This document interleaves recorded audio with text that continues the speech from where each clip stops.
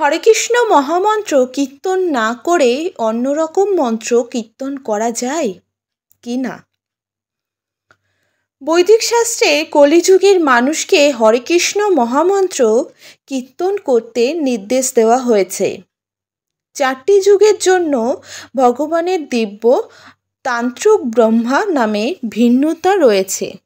যেমন সত্যযুগের মন্ত্র ছিল নারায়ণ পরাব্রেদা, নারায়ণ পরাক্ষরা, নারায়ণ পরা মুক্তি, নারায়ণ পরা গতি।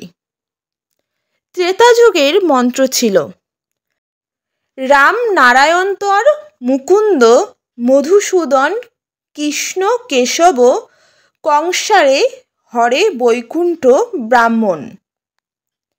দ্বাপর যুগের মন্ত্র ছিল হরে মুরারে, মধুকৈটক ভারে, গোপাল গোবিন্দ, মুকুন্দ সৌরে, যজ্ঞেশ নারায়ণ কৃষ্ণ, বিষ্ণু নিরাশয়ং মাং, জগদীশ রক্ষক।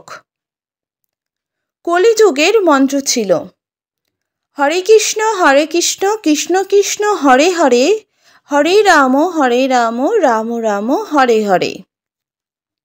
কলি সন্তরল উপনিষদে বলা হয়েছে 16 নাম বিশিষ্ট এই হরে কৃষ্ণ মহামন্ত্র কলির কলুষ নাশকারী। এর থেকে অন্য কোনো শ্রেষ্ঠ উপায় সমস্ত বেদ শাস্ত্রেও দেখা যায় না। অগ্নি পুরাণে বলা হয়েছে হরে কৃষ্ণ মহামন্ত্র কীর্তন করতে করতে মানুষ কৃতার্থ হবে, এতে কোনো সন্দেহ নেই।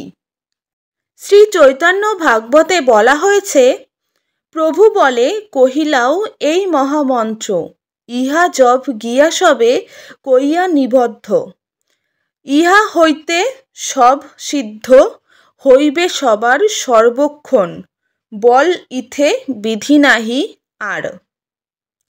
শ্রী অনন্ত সংহিতা শাস্ত্রে নির্দেশ দেওয়া হয়েছে এই মহামন্ত্র বাদ দিয়ে ভক্তি সিদ্ধ বিরুদ্ধে রসভাস দুষ্ট মনগড়া ছড়া বাঁধানো পদ কখনও অভ্যাস করা উচিত নয়।